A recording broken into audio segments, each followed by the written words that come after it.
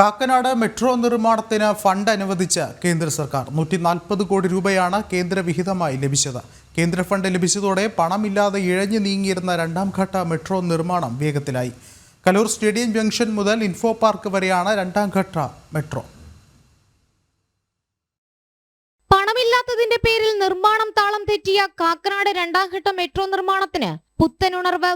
140 കോടി രൂപ കേന്ദ്ര ഫണ്ടിനത്തിൽ ലഭിച്ചതോടെയാണ് മെട്രോ നിർമ്മാണം അതിവേഗത്തിലായത്. സംസ്ഥാന സർക്കാർ 100 കോടി രൂപ നേരത്തെ അനുവദിച്ചിരുന്നു. ഇതിനു പുറമെയാണ് കേന്ദ്ര ഫണ്ട്. കലൂർ സ്റ്റേഡിയം ജംഗ്ഷൻ മുതൽ ഇൻഫോ പാർക്ക് വരെയുള്ള മെട്രോ രണ്ടാം ഘട്ട നിർമ്മാണ പ്രവർത്തനങ്ങൾ 2024 സെപ്റ്റംബറിലാണ് ആരംഭിച്ചത്.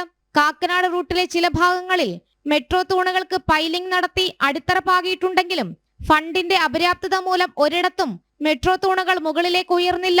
ഈ റൂട്ടിൽ 456 തൂണുകളാണ് മെട്രോ റെയിൽ സ്ഥാപിക്കാനായി നിർമ്മിക്കേണ്ടത്. കേന്ദ്ര ഫണ്ട് കൂടി ലഭിച്ചതോടെ ഈ നിർമ്മാണ പ്രവർത്തനങ്ങൾ വേഗത്തിലാകും. ആകെ 10 സ്റ്റേഷനുകളാണ് 10.58 കിലോമീറ്റർ ദൂരമുള്ള മെട്രോ രണ്ടാം ഘട്ടത്തിൽ. ജനം, കൊച്ചി.